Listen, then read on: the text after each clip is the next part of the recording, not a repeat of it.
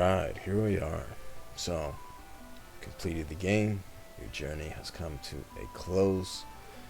Your power has reached its limit. You cannot become any more powerful. It would be inconceivable.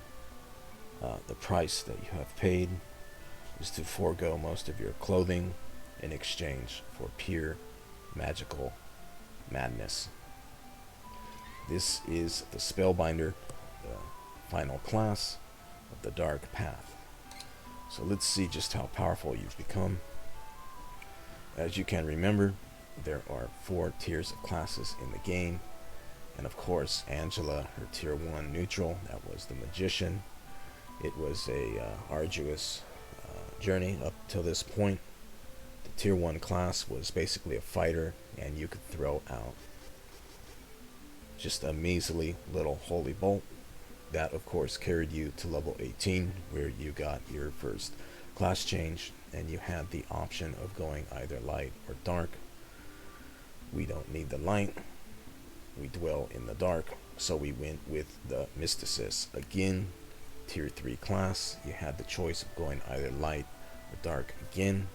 That would be the Rune Seer or the Magus. That was the one with no clothes, and so therefore all of you chose the Magus.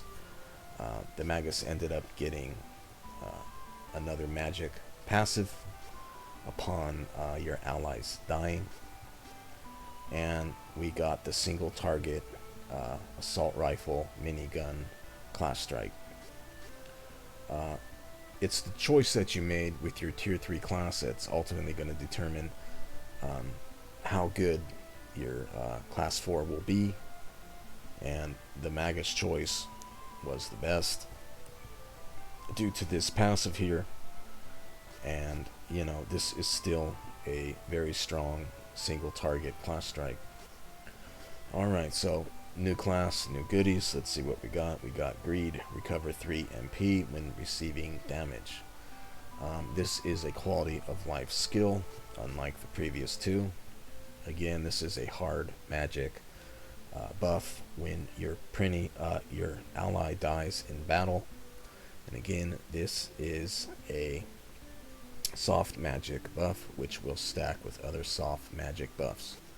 So this was a quality of life one, and it's a little bit too late, you know, a little late to the party here. We could have used it, you know, a bit earlier, but now at this point in the game you should have tons of cash and tons of actual experience playing Angela herself, and you should know that all you need to do is pop a couple nuts on her and she's up to full MP just like that. So a little late, would have been nice a little earlier. Her final class strike is, it's more or less an upgraded version of the Rune Seer's tier 3 class strike, where she does the Ton Smash right out of a Looney Tunes short cartoon. Just this one is a this one hits twice, so you know, some abilities and passives, you know, once you start fooling around, you know, generally you know, some class strikes you want it to just be a one and done, a one hit type of thing. So this may, you know, this may not be all too beneficial. Still, this is really the only AoE class strike that she gets. These are single targets with very small slight AoEs, but this one is you know, this is her best one.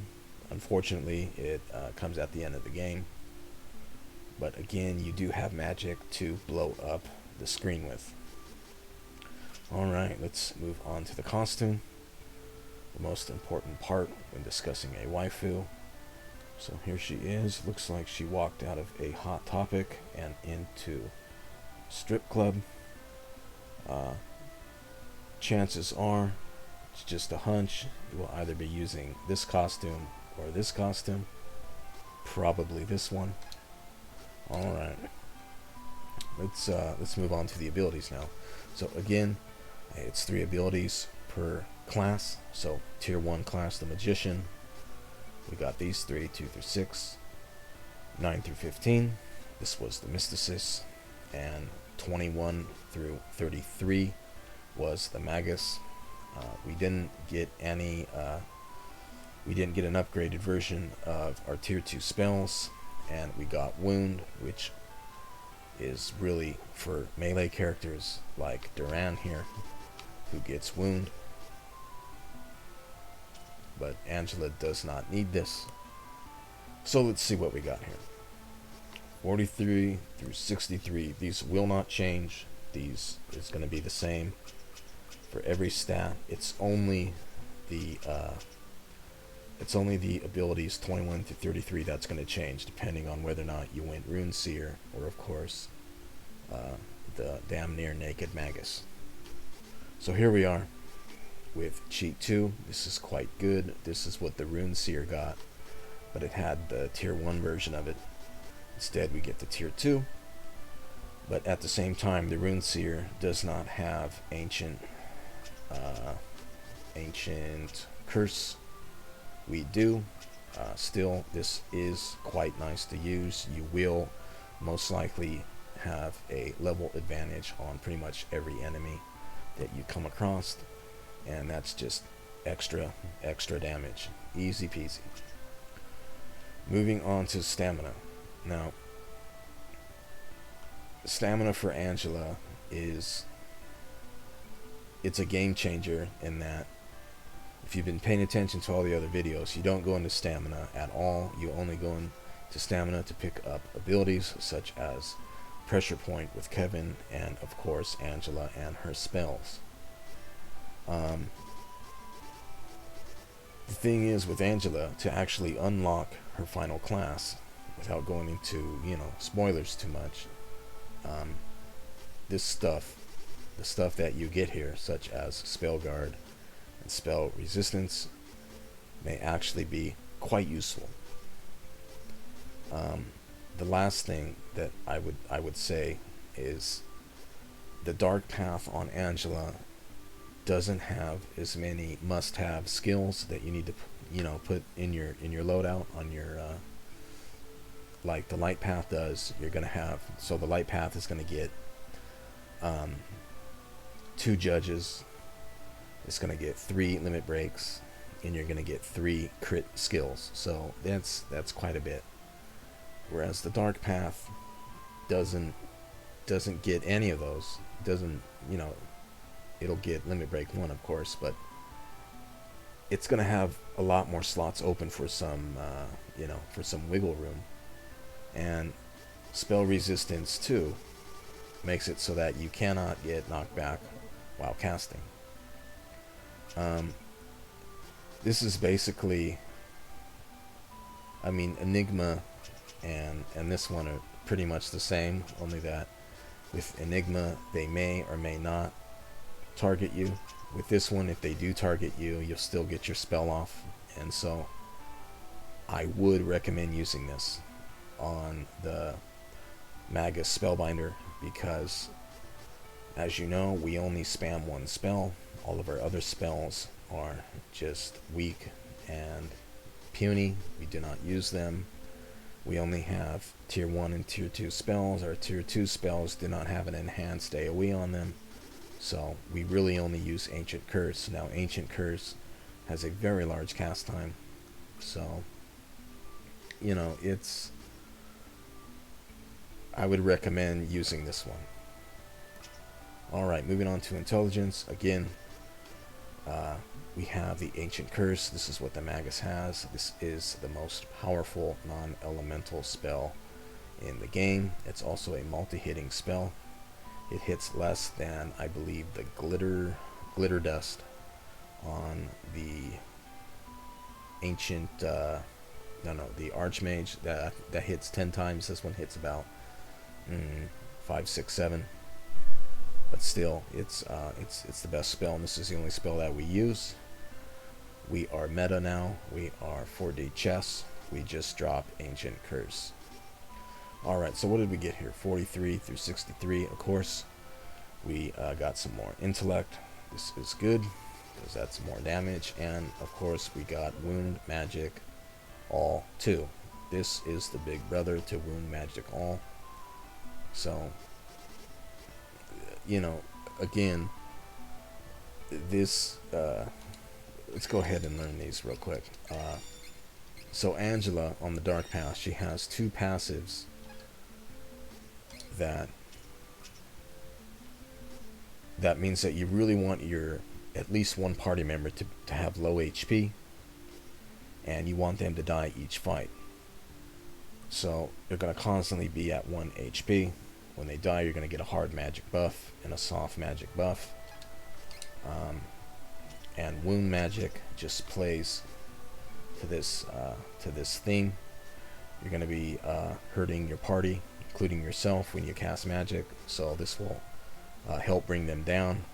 Again, the Dark Path, Angela is more or less Angela the Prinny Queen, and your allies are Prinnies. So this is where she's going to get all of her damage from. Spirit's really not that useful. Again, at this point in the game, you just pop a couple nuts on her, and she's up to full MP. She does have the class passive 3% MP on damage. You know, even putting the points in for the 10 MP really isn't. I mean, that's just chump change at this point in the game. Speaking on luck, there's really nothing here. She didn't get any of the OP luck skills like the Light Path Angela did. So she's really just all about wound 2, no, cheat 2, and the wound magics and the limit break. So that's really all she has going for her. Again, it's Angela's really unique in that, number one, she actually started out as a fighter with very weak magic, and then in the end on the Dark Path, her Light Path is where all of the damage is. I mean, again, the Dark Path does a lot of damage, but you're going to have your teammates die, or you're going to need to cheat a little bit and use chain abilities from other characters. I'm not doing that for these little vids. I'm just trying to use what they get in their skill trees. So the light is very good, but you know, this one is still quite viable. So let's go ahead and put on our wound magics, and we will do limit break for an extra 5%. And from here, we would do, I didn't even learn it. I did not even learn it. Did I? Spell resistance, yeah. Oh, it's a chain skill, that's why. Okay, so let's put on the chain skill.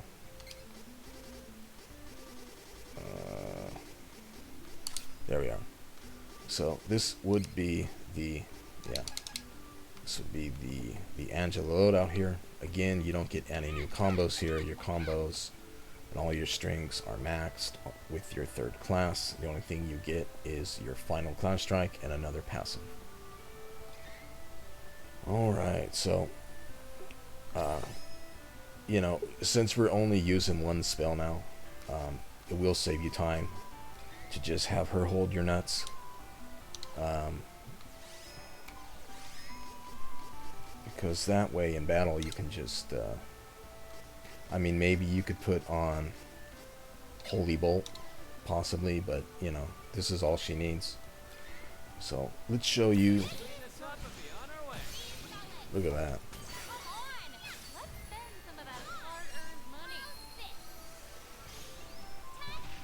Wow. So there you go. That's her only big AoE.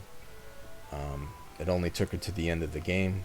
Then again, we do have the Ancient Curse. So the damage is still there. It's quite nice. And then you can have Holy for, you know, just in case, like this guy right here, Shadow Zed. He will get obliterated. There you are, 35. Again, the Dark Path doesn't have the crit modifiers that the light path does. So, you know, I mean, these are the damage ones. You could, I mean, you could drop limit break. It's only 5%. You could also drop spell resistance, but this is a quality of life, and you're not really strapped when it comes to skills. Obviously, it would be nice to have some of those crit passives, or the crit abilities from the light, but, you know, is what it is. So, this is just what you do. You go into battle, you drop these, and that's pretty much it.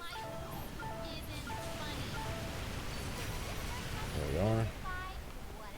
Then you can, you know, use some of these. There we are. Let's do this again. So the spell resistance. Keep in mind I don't have any armor on here. This is just for testing. So it's, I mean, the light path has, it's going to have better damage on average. You're going to have better quality of life, and you're going to have better spells, because the light path still gets spells, you know. It's just that this one is the best one, but at the same time you're not getting those OP crit spells. And I mean the crit abilities, and they really matter. They really do. I mean, you can just put puddle oils if you want, but then again, you want your allies to be low, so that's the loadout I would use. Just stand there. You're not going to get interrupted thanks to the spell that you get. There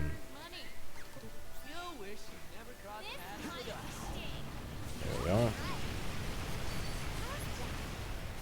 You know, again, I was just trying to keep stuff to the characters. There's obviously, you know, OP things that you could use. We could put on conflagration, you know, and increase the damage even further.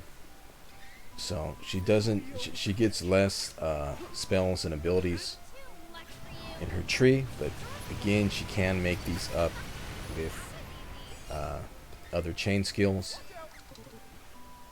So, wow. Yeah. Here we are. Maybe do that. Let's go in here. Drop these. I mean, it's, you know, this is just what she does now, and you know, these spells, they will do multiple hits on bosses. Sometimes they'll hit twice. So I mean, it's pretty good. It's not, I mean, it's really not showing it's just how useful it really is. No, don't cast it on him, darling.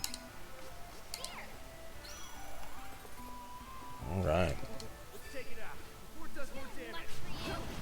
Drop these again. So, I mean, the spell resistance, too, is very good on Angela. I mean, that way you're just going to always cast. And the damage that you're taking, you know, again, with other chain skills, you know, you could drop this. I got conflagration going.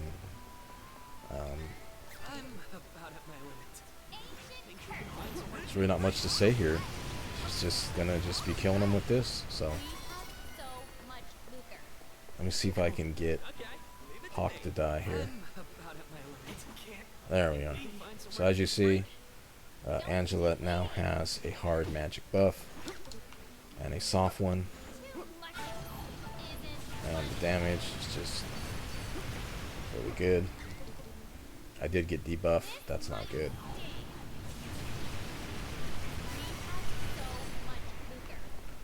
That's pretty much all I can say. You know, it's this would be the only version of the dark path that could compete with the light path. The light path is just so much quality of life. It's just really easy. You just get all the skills that you need. It's self-sufficient. You have tons of MP ways to just deal with MP management. You got holy spells, that super powerful holy spell for the post game. It's just, I don't know. It's close, but just pick which one you like more. Light's probably better, but you know, everything can work. So kind of rambled on quite a bit, so I think I'll end it here. I'll see you guys again. Take care now.